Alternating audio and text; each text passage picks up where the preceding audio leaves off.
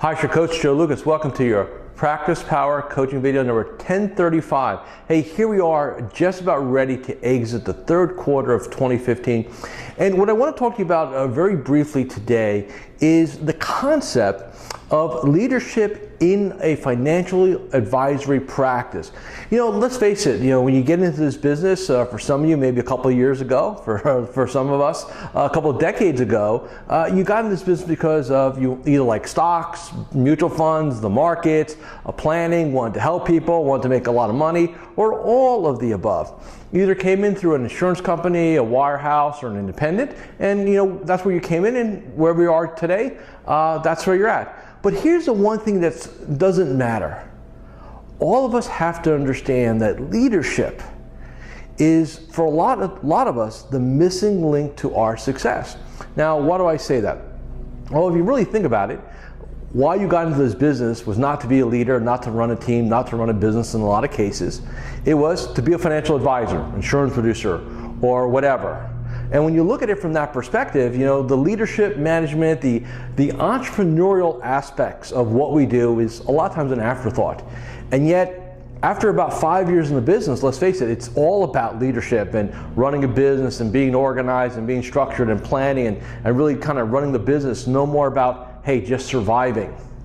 So what are some things that all practices need? So whether you're a solo producer with a part-time assistant or even a virtual assistant, to some of my clients, have 10-member teams, multiple stakeholders, and billions of dollars under management. What are the key fundamental leadership factors that all of us need?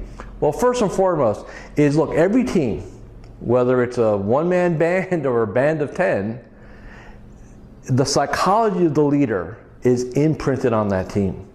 So how you are as a leader, your fears, your limiting beliefs, what you believe you're capable of, your frustrations, your energy levels, all those things manifest themselves inside of teams. Now, the second thing you need to really have a great team, again, whether individual or 10-man band, is systemization. You need to make sure you have the proper systems. Selling systems, client management systems, contact systems, technology, planning systems. I mean, we can give you a whole list of various levels of systemization. And then the third piece you need is having the right talent. Again, whether we're part-time or we have a team of a dozen, you've got to surround yourself with the right talent. Those are really the three key components of effective teams: leadership, systemization, talent. And what happens is, we don't really think about it. We kind of do things in a haphazard approach. And look, and I know it's some of you are going to sit there and say, Joe, hey, I work at a big firm. They kind of tell me who my assistant is. They suck. There's nothing I can do about it. Remember, talent comes in a couple different flavors. First off, getting the right talent to begin with. Now, if you're in a position to go do that, then obviously that's a lot easier. Number two, if you're not in a position to have total control or say over that, how do you then, in essence, coach up your talent? How do you make them better? How do you become a better leader? Because here's the thing I find. When I've got a client who complains to me about their assistants and junior people, whatever, I always ask, well, who's the manager? Who's the leader? And, again, there's usually silence on the other end of that. Well, the bottom line is that, look, you're culpable as a manager leader if you're not dealing with your people properly, if you're not, in essence, leading them in a way and managing them and giving them the resources to go ahead and get better. Now, I'm not saying that from time to time you don't have some people that have just a bad attitude or they just shouldn't be in our business. I get that.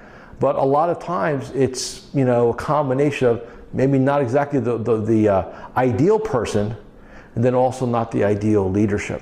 So you want to look at all those areas. And then last thing I'd like to say to you is, again, we're very excited. Our business planning event in November is filling up very fast. So if you have, a desire and a commitment and want to come spend a couple days with me working on your 2015 business plan, love to see you. I would take action on that sooner rather than later. I doubt that we're going to have any seats left by the time November 1st rolls around. So what I want you to do is think about in this fourth quarter is your team, your leadership style. What do you need to do in 2015? And yes, I know we're still a quarter away and we haven't even gotten to the fourth quarter yet, but it's never too early to start making the changes that you know you need to in order to have a great 2015. So with that, have a great couple days, and I look forward to being with you again very soon.